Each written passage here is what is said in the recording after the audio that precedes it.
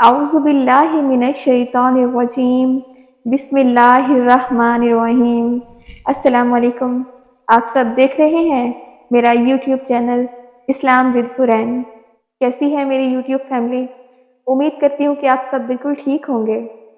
آج کا ٹاپک شروع کرنے سے پہلے ایک چھوٹی سی ریکویسٹ ہے کہ پلیز میرے چینل کو سبسکرائب کریں، لائک کریں اور شیئر کریں، اور بیل آئیکن کو بھی آن کر لیجئے گا تاکہ جو بھی میری ویڈیو ہو وہ سب سے پہلے آپ تک پہنچے۔ بہت شکریہ۔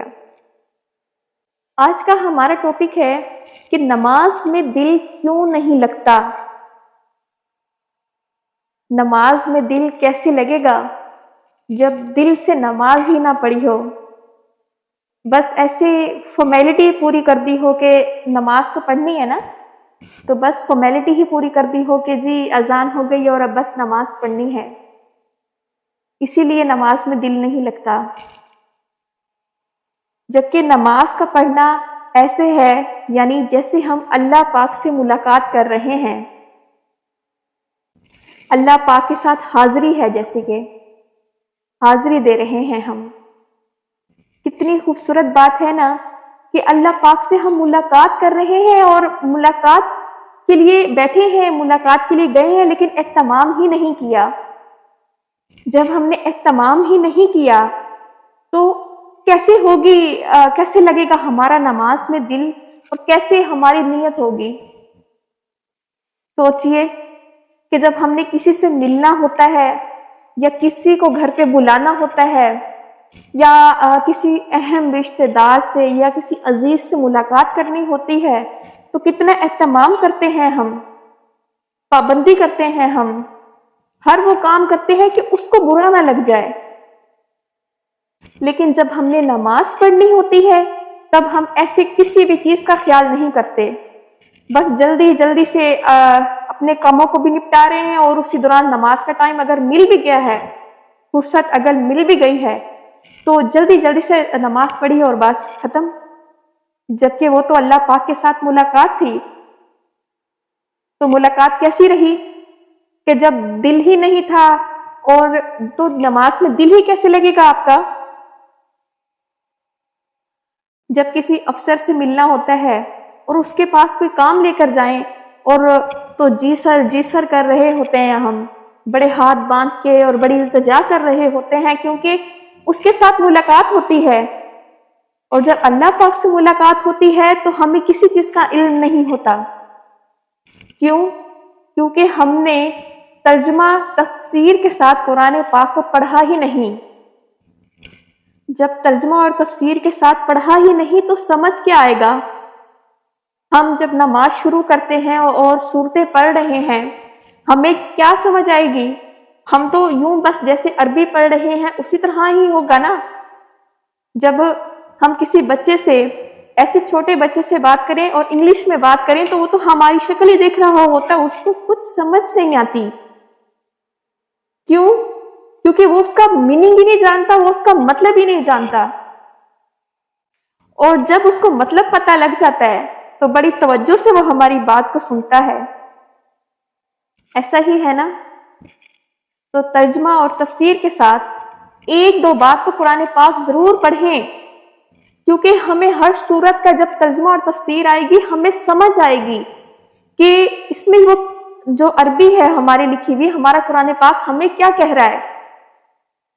اور جو لوگ ترجمہ اور تفسیر پڑھ لیتے ہیں ان کی زندگی سنور جاتی ہے، کیونکہ بہت خوبصورت زندگی بن جاتی ہے جب ہم ترجمہ اور تفسیر سمجھ کے پڑھنے لگ جاتے ہیں۔ کم سے کم 30واں پارہ ترجمہ اور تفسیر کے ساتھ پڑھیں تاکہ ہمارا نمازوں میں دل لگے۔ جب وہ 30ویں پارے میں ہم سب صورتوں کی ترجمہ اور تفسیر پڑھیں گے تو انشاءاللہ جو ہم نماز میں پڑھتے ہیں ہمارا نماز میں دل لگے گا۔ آپ نے دیکھا ہوگا کہ اکثر لوگ کہتے ہیں کہ جب ہم نماز پڑھتے ہیں تو ہمارا تو دھیان ہی کہیں اور ہوتا ہے۔ وہ دھیان اسی لیے ہی ہوتا ہے کہیں اور کیونکہ ہمیں تو نہیں سمجھ آ رہی، بس ہم پڑھے جا رہے ہیں۔ تو جب ہم سمجھ کے پڑھیں گے، جب ہمیں ترجمہ اور تفسیر اس کی آ جائے گی تو انشاءاللہ ہمارا دل لگے گا نماز میں۔ نماز دل سے پڑھیں پھر اس کا سکون دیکھیں، پھر اس سکون کو محسوس کریں، اور اس ملاقات کو جو ہم اپنے رب سے کرتے ہیں اس کو محسوس کریں، اور دیکھیں کتنا اچھا محسوس ہوتا ہے، کتنا ہلکا محسوس ہوتا ہے، کتنا دل خوش ہوتا ہے۔ اور جب ہم نماز دل سے نہیں پڑھتے تو نہ ہم ہلکے ہو پاتے ہیں، نہ ہی ہمارا دل اطمینان میں آتا ہے، کیونکہ جو دل اور ضمیر ہے نا وہ تو سچ بولتا ہے، وہ بتاتا ہے کہ نماز تو پڑھ لی ہے لیکن وہاں دل نہیں تھا۔ تو نماز میں دل اسی صورت میں لگے گا جب ہم ترجمہ اور تفسیر پڑھیں گے۔ کم سے کم 30ویں پارے کی ترجمہ اور تفسیر ضرور پڑھیں، کیونکہ جب آپ تفسیر پڑھیں گے، آپ ترجمہ پڑھیں گے توجہ کے ساتھ، تو پھر نماز میں بھی دیکھیے گا کیسے دل لگتا ہے انشاءاللہ۔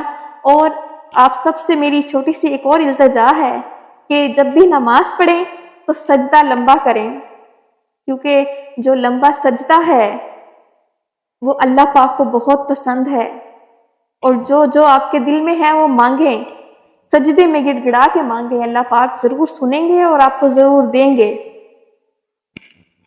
اور کچھ لوگ ایسے ہیں کہ جو بھلے توجہ سے نہیں پڑھتے نماز، لیکن نماز نہیں چھوڑتے، کیونکہ یہ اللہ کا حکم ہے، 5 وقت کی نماز ہم پر فرض ہے کہ ہم نے پڑھنی ہی پڑھنی ہے، بس اس میں محنت کریں۔ جو لوگ پڑھ رہے ہیں وہ خوش نصیب ہیں، وہ خوش نصیب ہیں کہ 5 وقت کی نماز پڑھ رہے ہیں، لیکن میری ان بہن اور ان بھائیوں سے التجا ہے کہ محنت کریں، اس میں اہتمام کریں، اور اس میں دلچسپی لائیں، اور اس کو دل لگا کر پڑھیں، پھر دیکھیں کتنا سکون اور کتنا مزہ آتا ہے اپنے رب سے ملاقات کر کے۔ امید کرتی ہوں کہ آپ کو میری تھوڑی ہی صحیح لیکن باتیں سمجھ میں آئی ہوں گی، یہ بیان اچھا لگا ہوگا۔ اگر اچھا لگا ہو تو پلیز کمنٹ ضرور کیجیے گا،